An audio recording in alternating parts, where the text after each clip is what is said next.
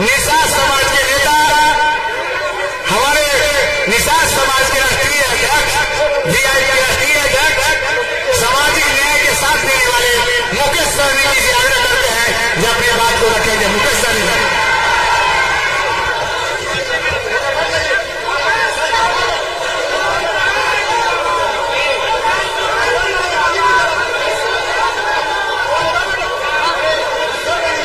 बहुत बहुत धन्यवाद। आज चुनावी सभा में उपस्थित हमारे बिहार के युवा नेता, लाखों युवा को नौकरी देने वाले नेता प्रतिपक्ष छोटे भाई तेजस्वी प्रसाद यादव जी, आप सभी के लोकप्रिय उम्मीदवार हमारे भाई आलोक मेहता जी, इस कार्यक्रम को उपस्थित रामेश्वर महतो जी, इस कार्यक्रम को उपस्थित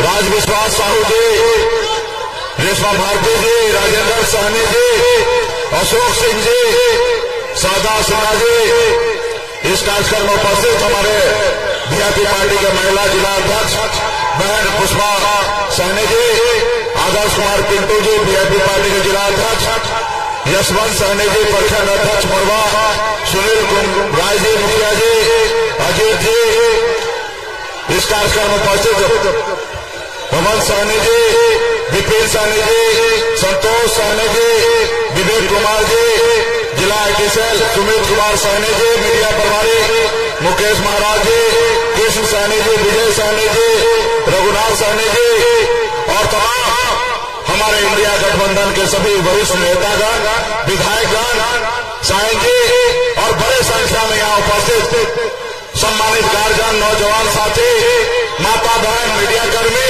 सभी को सन्नत मुकेश सहनी की ओर से नमस्कार प्रणाम। साथियों ये चुनाव जो है ये कहीं आजादी से कम का चुनाव नहीं है। ऐसे तो हर 5 साल में 2 बार चुनाव होता है, लेकिन ये चुनाव बहुत खास है। खास इसलिए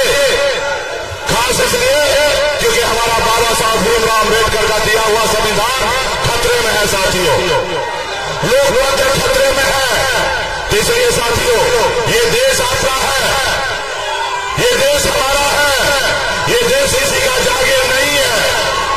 आपके और हमारे पूर्वज ने 250 साल लड़ा, फिर जाके देश आजाद हुआ और जब आजादी मिली तो बाबा साहब भीमराव अम्बेडकर ने संविधान बना के दिया। अगर संविधान नहीं होता तो आज एक निषाद मल्ला का बेटा आपके सामने में सीना चौड़ा करके अपनी बात नहीं रखता। आज हम जिस जगह पे हैं, जिस जगह पहुंचे हैं, ये बाबा साहब का दिया हुआ ताकत है साथियों, बाबा साहब का दिया हुआ ताकत है। तो इसके लिए साथियों आज इसको दिल्ली वाला सरकार जो है वो नहीं मान रहे हैं। वो इसलिए नहीं मान रहे क्योंकि उनको अच्छा नहीं लगता कि गरीब पिछड़ा दलित का बेटा सर उठा के जी रहा है। वो नहीं चाहता है कि अच्छी जिंदगी जिए। आज देखिए जितनी भी सरकारी संस्था है, जितने भी सरकारी संस्था सबको प्राइवेट किया जा रहा है। बाबा साहब ने क्या सोचा था कि जो हजारों साल से गरीब है, पिछड़ा है, जिसको सामाजिक स्तर से पीछे रखा गया है, इसके लिए आरक्षण का व्यवस्था किया गया। और आज क्या कर रहा है मोदी जी? मोदी जी घूम घूम कर कह रहे हम आरक्षण खत्म नहीं करें। अरे आरक्षण नहीं खत्म कर रहे हैं, आप प्राइवेट कंपनी कर रहे हैं, सरकारी संस्था को बेच रहे हैं, तो प्राइवेट कंपनी के हाथ में दे रहे हैं तो आरक्षण खत्म नहीं हो रहा है। बनी हुई सरकार को गिरा दे रहे हैं तो ये आरक्षण कहीं का संविधान खतरे में नहीं है। आज बने हुए विधायक को खरीद लेते हैं। आज बताइए एक गरीब मछुआरा का बेटा गरीब घर में जन्म लिए, ऐसे घर में जन्म लिया जहां एक रोज पिताजी मछली न मारे तो दूसरे रोज घर पे खाना नहीं बनता। ऐसे घर में जन्म लिया, संघर्ष किया, मेहनत किया, मुंबई जैसे शहर गया, मेहनत मजदूरी करके अपना मुकाम को हासिल किया। जब मैं बिहार आया मैंने देखा कि लोग चांद में घर बनाने के लिए सोचा है, लेकिन हमारे लोगों के लिए इस धरती पर रहने के लिए घर नहीं है। फिर मैंने बम्बई के ऐशोराम जिंदगी को छोड़कर अपने समाज के हक अधिकार के लिए मैं लड़ाई लड़ने लगा।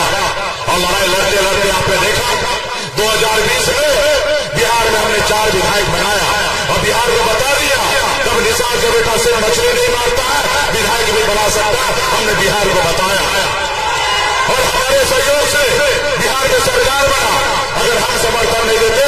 बिहार में नीतीश कुमार का सरकार नहीं बनता और नीतीश जी मुख्यमंत्री नहीं बनते। हमने उनको मुख्यमंत्री बनाया, हम मंत्री बने, अपने समाज के हक अधिकार के लिए हम काम कर रहे थे, हम आवाज उठा रहे थे। तो मोदी जी की इस नजर में एक मल्ला का बेटा गुनहगार है। क्या बताइए आप लोग कि अपने समाज के हक अधिकार के लिए लड़ाई लड़ना क्या मैं गुनाह कर रहा हूं? ये कोई गुनाह है क्या? हर व्यक्ति का कर्तव्य है अपने परिवार के लिए, अपने समाज के लिए, अपने राज्य के लिए, अपने गांव के लिए लड़ाई लड़ना। साथियों, अगर हम लड़ रहे तो कौन गुनाह किए? तो आपने देखा कि हमारे विधायक को खरीद लिया, हमको सरकार से बाहर कर दिया। तो इसलिए साथियों, ये सरकार आपका नहीं है, ये अडानी अंबानी का सरकार है। ये गरीब का बेटा को सर उठा के जीना नहीं देना चाहता है। आपने देखा अभी 4 दिन पहले हमने मोदी जी को आईना दिखाया, हमारा सुरक्षा वापस ले लिया। अरे हमने वो सुरक्षा वापस लिए, हम डर जाएंगे? हम बिहार में निषाद मल्ला का बेटा है, हम गुजराती से डरने वाले नहीं है, मजबूती से लड़ाई लड़ेंगे। दशरथ मांझी ने कहा था जब तक तोड़ेंगे नहीं तब तक छोड़ेंगे नहीं। एक मल्ला का बेटा का वादा है, जब तक भाजपा को घमंड को तोड़ेंगे नहीं तब तक छोड़ेंगे नहीं। इसलिए साथियों, आज हम लोग आदरणीय लालू प्रसाद जी की विचारधारा पे चल रहे हैं। और अभी जो चुनाव हो रहा है, अगर आज बिहार में हर जिला में, हर लोकसभा में निषाद का बेटा मजबूती से खड़ा हो जाएंगे, फिर लालू जी ने हमको सम्मान दिया। आज भाजपा तो हमको खत्म कर दिया था, हमारे पार्टी को तोड़ दिया, हमारे विधायक को ले लिया, हमारा चुनाव चिन्ह छुड़वा दिया, हमारे पार्टी को खत्म करवा रहा था। लेकिन हमने लड़ाई लड़कर पार्टी को बचा लिया। और उसके बाद हमने आदरणीय लालू प्रसाद जी के विचारधारा पर चलने का निर्णय लिया और आज छोटे भाई तेजस्वी जी के साथ मजबूती से खड़ा है। साथियों, जिसके लिए साथियों एक निषाद का बेटा, अगर आप अपने आने वाला पीढ़ी को सर उठा के जिलाना चाहते हैं तो अभी ये समय है। 10 सालों से आपने संघर्ष किया है, अभी आलोक भाई के लिए एक एक गांव में, एक एक जगह पे टेलीफोन कीजिए, एक एक जगह जाइए और मजबूती से काम कीजिए। ये जो यहाँ का जो सांसद है ना, उसको भी कम नहीं है पार्टी तोड़वाने में, विधायक को खरीदने में, अभी वायु सुरक्षा वापस करने में, उसको सूद समेत वापसी करना, उसको सूद समेत उनको वापस करना है। साथियों, सूद समेत वापस करना है। तो क्या आप लोग तैयार है ना? तो इसलिए साथियों, आज देखिए मोदी जी 2014 में आए, क्या कहे कि हम आपके अच्छे दिन ले आएंगे। आप और हम इंतजार कर रहे थे क्या कहा गए अच्छे दिन। उन्होंने क्या कहा था देश के युवा से कि हम आपको हर साल 2 करोड़ नौकरी देंगे, किसान का आय दोगुनी करेंगे, हर गरीब का पक्का मकान बना के देंगे। तो इसलिए साथियों, विदेश से काला धन लाएंगे और आपके खाता में दे देंगे। ये सरकार बताइए, जो देश का प्रधानमंत्री हो वो अपने नागरिक से झूठ बोले, वो कैसा प्रधानमंत्री, वो कैसा राजा जो अपने लोगों से झूठ बोले सिर्फ सत्ता पाने के लिए। तो साथियों, इसको सिर्फ सत्ता में रहना है, आपके हक अधिकार के लिए लड़ाई नहीं लड़ना है। ये भाजपा कौन है? इसके पर्दे के पीछे कौन है? इसके पर्दे के पीछे वही आरएसएस है। जो आरएसएस है आपके हाथ से पानी नहीं पीना चाहता है, आपको साथ में बैठाना नहीं चाहता है। वो आज आपका वोट लेगा और दिल्ली में आपका सिफारिश करेगा, कभी नहीं करेगा। जो आपका एक आध हाथ में से पानी जो नहीं पी सकता, वो आपके लिए क्या लड़ाई लड़ेगा। साथियों, इसलिए साथियों, आप जनता मालिक है, ये मोदी जी मालिक नहीं है देश का। ये मोदी जी जो है वो जनता का सेवक है, लेकिन वो अपने आप को मालिक सहसा हिटलर समझने लगा है। आज उसके सामने में अगर कोई आवाज उठाता है तो उसको आवाज दबाने की कोशिश करता है। साथियों, बताइए लोकतंत्र कहाँ है? 2 मुख्यमंत्री को जेल डाल दिया गया। आज हम अपने हक अधिकार के लड़ाई लड़ रहे थे, यूपी में जाके चुनाव लड़ा, हमने विधायक को खरीद लिया। आज अडानी अंबानी से पैसा लेता है, आप हमसे धन डालो और हमको चंदा दो, जो चंदा नहीं देगा उसको जेल में डाल देता है, ईडी सीबीआई का नोटिस दे देता है। बताइए, ऐसा काम तो गांव को गुंडा करता है, रंगदारी टैक्स लेता है। ये काम अगर देश का प्रधानमंत्री करने लगे तो ये सही है क्या? अब बताइए, 16,000 करोड़ रुपया 16,000 करोड़ रुपया चंदा से वसूली किया।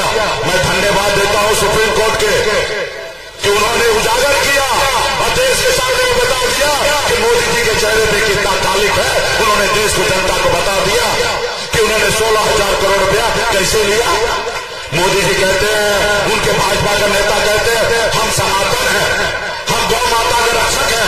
और आप सभी ने देखा होगा 250 करोड़ रुपया जहां पे गौ को कटता है, सेलेक्टर में देवबंदी जो होता है, उससे 250 करोड़ रुपया लिया गया।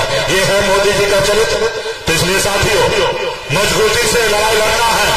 बाबा साहब भीमराव अम्बेडकर ने आपको बताया, जब राजा का बेटा राजा नहीं बनेगा, राजा वही बनेगा जिसके पास वोट होगा।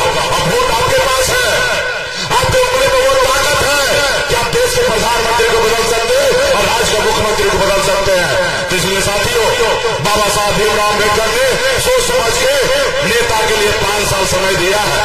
सरकारी नौकरी में जाइएगा तो 60 साल के लिए आपको नौकरी फिक्स होगा, लेकिन अगर वहीं पे नेता बनने के लिए आइएगा तो सिर्फ 5 साल इसलिए क्योंकि उन्हें बाबा साहब को पता था कि आने वाला समय में नेता झूठ बोल सकता है। तो जो नेता झूठ बोले तो आप जनता मालिक है, आपके पास उंगली में इतना ताकत है कि उस सरकार को बदल दीजिए। साथियों, बदल दीजिए। आपने 5 साल में देखा मोदी जी को, फिर आपने बोला दूसरी बार देख लेते हैं, लेकिन परिणाम क्या मिला?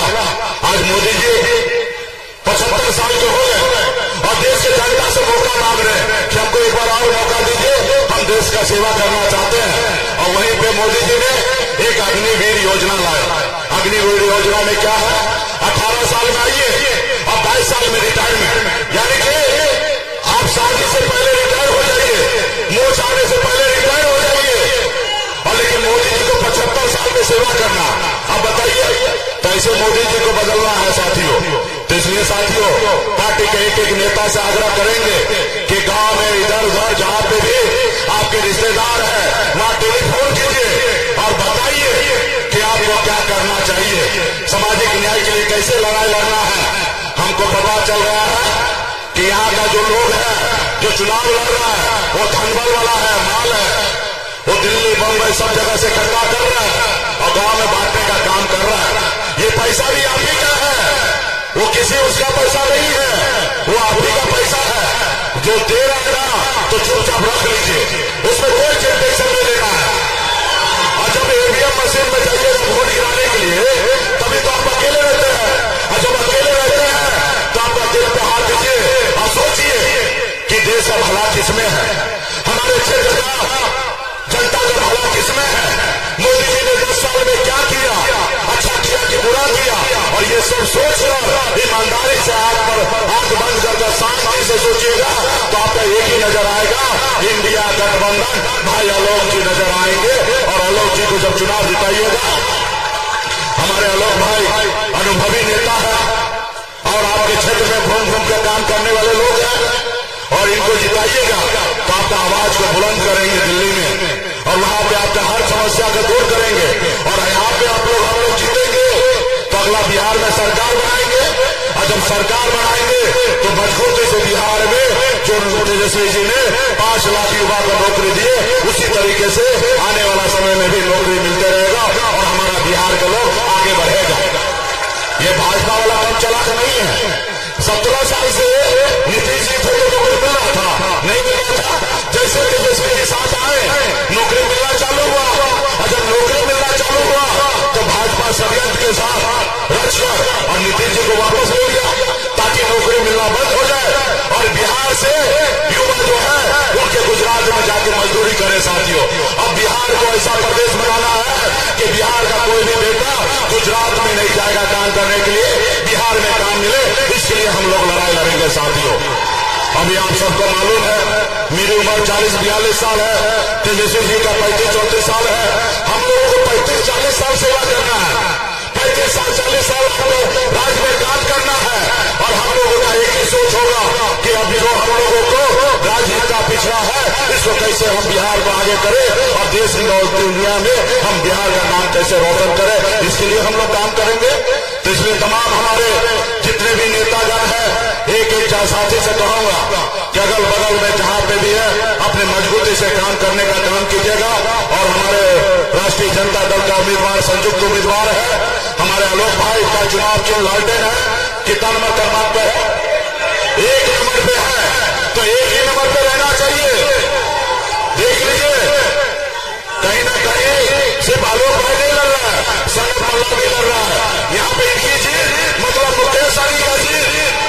और इनकी हार तो मेरी हार। और जब हारेंगे तो सर झुकाएंगे। आप सनम अल्लाह को सर ऊंचा देखना चाहते हैं या झुकना देखना चाहते हैं? अगर सर ऊंचा देखना चाहते हैं तो एक एक वोट को एक एक गांव में जाकर, एक एक टोला में जाकर, एक एक बूथ पर जाके मजबूती से भाई आलोक जी के लिए काम करने का काम कीजिएगा साथियों। और हम लोग तो पूरे बिहार में गंगा जल से मई कर दिए हैं। एक एक निसार का बेटा लाखों रुपया कोई दे देगा तो उसका परवाह नहीं है। सिर्फ वोट अगर गिराएंगे तो सिर्फ इंडिया गठबंधन का जहां हमारा प्रत्याशी है वहीं पे गिराने का काम कीजिएगा। तो बहुत बहुत धन्यवाद। टाइम है, किसी को बोलना है? अच्छा चलिए, तो चलिए ठीक है, सब बोलो। चलिए बहुत बहुत धन्यवाद। और आने वाला समय में कल भी कार्यक्रम होगा, अभी भी कार्यक्रम है। अब मजबूती से आप लोग लगिए। बहुत बहुत